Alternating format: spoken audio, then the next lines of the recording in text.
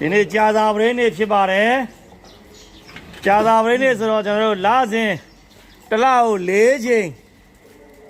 လာစဉ်တလ၄ချိန်လူရမ်းတဲ့ကုသိုလ်ရှင်မှာရန်ကုန်မြို့ကနေလမ်းပြီးတော့လူရမ်းတာဖြစ်ပါတယ်ခင်ဗျာကိုပြည့်မပပအိတ်စီစိန်ရွှေနာအယောင်းဆိုင်မိသားစုလူရမ်းတဲ့ဟာရကုသိုလ်များကိုကျွန်တော်တို့လာရောက်လူရမ်းပေးခြင်းဖြစ်ပါတယ်ခင်ဗျာကျွန်တော်နောက်ကသွားတန်းပေးပါဗျာမဟာရန်ကုန်ရွှေမြို့တော်ကနေပြီးတော့တလကို၄ချိန်လူထမ်းပေးသောကုသိုလ်ရှင်ဖြစ်ပါတယ်ခင်ဗျကိုပြည့်မပပတို့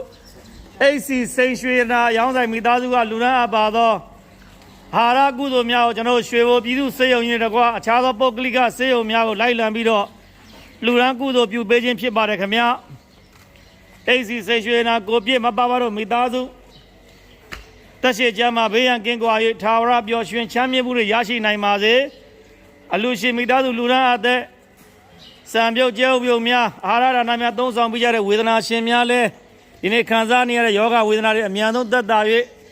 အများဆုံးပျောက်ကင်းကြပါစေလို့ဆုတောင်းမေတ္တာပို့သပေးပါရဗျာကျွန်တော်တို့ကိုပြည့်မပါပါတော့ကတော့တလကို၄ချိန်ကြာသာပရိနေတိုင်းလူရန်ကုသိုလ်ပြုပေးတာဖြစ်ပါတယ်ခင်ဗျာကြာသာပရိနေတိုင်းလူရန်နဲ့အလူရှင်ပါဗျာနော်စံပြုံများကျဲဥပြုံများတောက်ရည်သားများလူရန်ကျင်လို့ရှင်လဲကျွန်တော်တို့ဒီမှာအာဟာရဒါနစိုင်းဖို့ကြီးမှာဒီတောက်ရည်စင်မှာချိတ်ထားပါတယ်လူတန်းကုသိုလ်ပြုနိုင်ပါတယ်